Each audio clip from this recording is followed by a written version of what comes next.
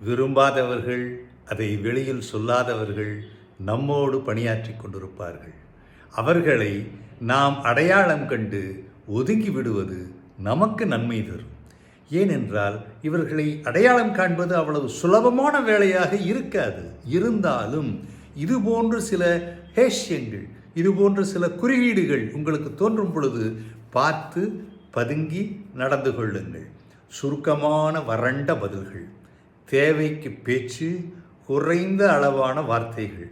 நீங்கள் எப்போ இப்போ என்பதோடு நிறுத்தி விடுவார்கள். ஒரு 10 வார்த்தைகள் 5 வார்த்தைகள் தொடர்ந்து பேச மாட்டார்கள். உங்களை தவிர்ப்பது அல்லது தொடர்பு கொள்ளாமல் இருப்பது என்பது அவர்களுக்கு பிடித்த ஒரு செயல். எதை சொன்னாலும் ஏற்றுக்கொள்ள மாட்டார்கள். ஒதுக்குதல், தவிர்த்தல், உங்களை கண்டுகொள்ளாமல் விட்டுவிடுதல், எதிரிலேயே வந்து கொண்டு சில நேரங்களில் நீங்கள் பார்ப்பீர்கள், என்ன நேற்றுத்தானே பேசினான் போகிறான் என்று. ஆனால் அதை நீங்கள் கவனிக்க வேண்டும். சக்திமிக்க மென்மைத்தன்மை, வார்த்தைகள் அருமை, ஆனால் வெளிப்படுத்தலில் கசப்பும் கடுப்பும் துள்ளி விளையாடும். கருத்து பரிமாற்றத்தில் ஆர்வம் காட்டாது இருத்தல், கேட்ட கேள்விக்கு பதில் சொல்ல மாட்டார்கள், வேடிக்கை பார்த்து கொண்டிருப்பார்கள். அப்படியே பதில் சொன்னாலும் விளக்கமில்லாத பதில்களாக சொல்லுவார்கள்.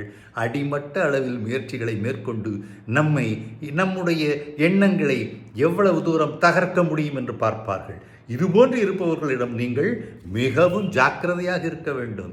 அடுத்து, ஒத்துழைக்காமல் போட்டிக்கு தயாராக எப்பொழுதுமே இருப்பார்கள். உங்கள் வெற்றிகளை கண்டுகொள்ள மாட்டார்கள். ஆனால் போட்டி பொறாமை கண்ணுக்கு தெரியாமல் அப்படியே கொதித்து கொண்டிருக்கும். உங்கள் வருகை குறைவான ஊக்கம் தாக்கும். உங்களை எட்டும் தூரத்துக்கு அப்பால் பேச்சிலும் எண்ணங்களிலும் தள்ளி வைப்பார்கள். இதை நீங்கள் அறிந்து கொண்டால் உங்களுடைய மனச்சுமையையும் உங்களுடைய ஆற்றாமையையும் குறைத்து கொள்ளலாம் அல்லவா? சரி, எதையும் மனதில் எடுத்துக்கொள்ளக்கூடாது. அவர்கள் செயல்கள், அவர்களின் வெளிப்பாடு, அது பற்றி கவலை கொள்ளவே கூடாது. ஏனென்றால் இதை பற்றி நாம் யோசித்து கொண்டிருந்தால் நம்முடைய எண்ணங்கள், நம்முடைய செயல்கள், நம்முடைய கடின உழைப்பு என்ன ஆவது? எப்பொழுது உங்கள் நட்பை மதித்து பழகுகிறார்களோ அவர்களோடு பழகுங்கள். எல்லோரும் உங்களை விருப்ப வாய்ப்புகள் இல்லை என்பதை உணர்ந்து கொள்ளுங்கள். சில நேரங்களில் அது தவிர்க்க வேண்டியதாக இருக்கலாம். நம்பிக்கையை கைக்கொள்ளுங்கள். மற்றவர்களின் சொந்த எண்ணங்கள் உங்களை எந்த காலத்திலும் பாதிக்கப்பட போவதில்லை. நீங்களாக அதில் குடைந்து ஏதாவது செய்து கொண்டிருந்தால் பாதிக்கப்படுவீர்கள்.